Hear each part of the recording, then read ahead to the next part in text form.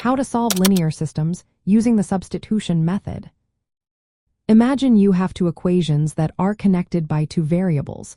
Like x and y, solving these systems can seem tricky at first, but there is a simple way to find where both equations meet. That method is called the substitution method. It is a step-by-step process that helps you find the values of the variables that make both equations true at the same time. First, look at your system of equations. Usually, you will have two equations with two variables. For example, one might be y equals 2 times x plus 4. The other could be 3 times x plus y equals 9. Your goal is to find the values of x and y that satisfy both equations. The first step is to solve one of the equations for one variable.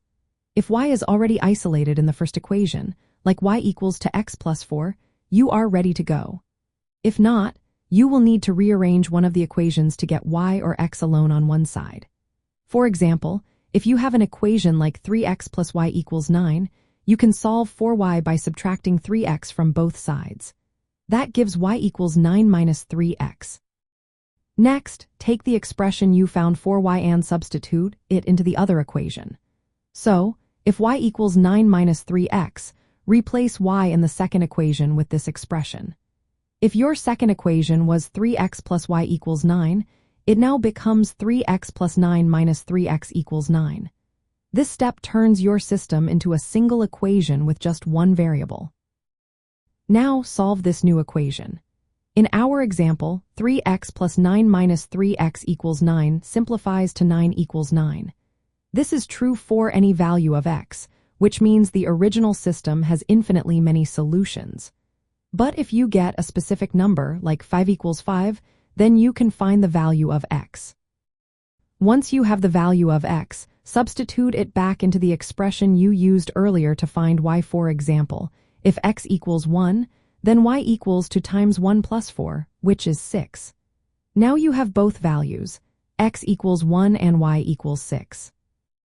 The last step is to write your solution as an ordered pair, which is written as x, y. In this case, it would be 1, 6. To be sure your solution is correct, plug both values into the original equations. If both equations are true with these values, then you have found the right solution. Using the substitution method works well even if the equations are in different forms. It is especially helpful when one equation already has one variable isolated. This method is used in many real-life problems, like mixing solutions, calculating distances, or solving financial questions. It breaks down a complex problem into simple steps, making solving systems of equations easier and more straightforward.